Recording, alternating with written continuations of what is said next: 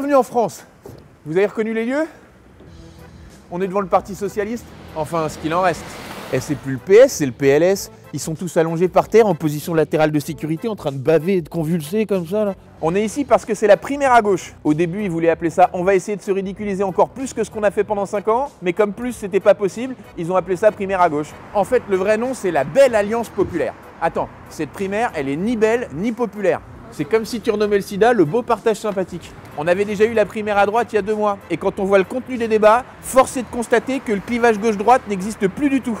Ils sont tous aussi cons. Donc pour la primaire à gauche, c'est exactement le même principe que pour la primaire à droite. Comme à droite, il faut payer pour voter. Comme à droite, ils sont 7 candidats. Et comme à droite, ils sont de droite. Alors, dans nos 7 champions, on a François de Rugy du Parti écologiste et Jean-Luc Benamias de l'Union des démocrates et des écologistes. Apparemment, c'est eux qui sont censés représenter un petit peu l'écologie. Ça tombe bien parce que dans la primaire, Benamias et de Rugy, ils sont un petit peu comme des ours polaires sur la banquise. Ils sont amenés à vite disparaître. Et puis les 5 candidats restants, c'est 5 anciens ministres de François Hollande. On se foutrait pas un peu de notre gueule? Il y a Sylvia Pinel du Parti radical de gauche. Elle a été ministre pendant presque 4 ans et elle était dans l'équipe de campagne de François Hollande en 2012. Mais meuf, c'est pas la présidentielle qu'il faut te présenter, c'est au commissariat le plus proche pour avouer que t'étais complice.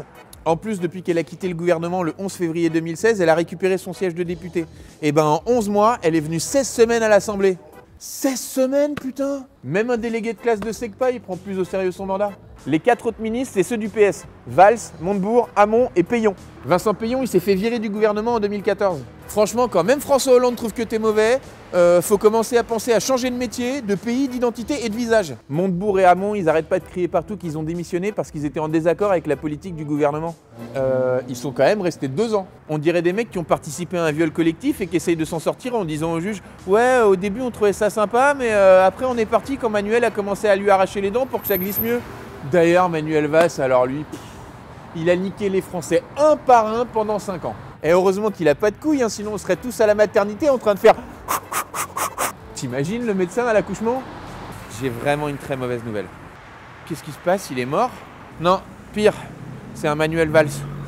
Je sais pas comment tu peux te présenter devant les Français avec un bilan comme ça. Il devrait baisser les yeux jusqu'à pouvoir voir l'intérieur de sa boîte crânienne. Sérieux, Valls, il devrait faire sa campagne à plat ventre en rampant et on devrait remplacer les débats par des grands shows télévisés où chaque citoyen, il aurait le droit de le gifler, tu sais, avec le code du travail ou la biographie de Jean Jaurès.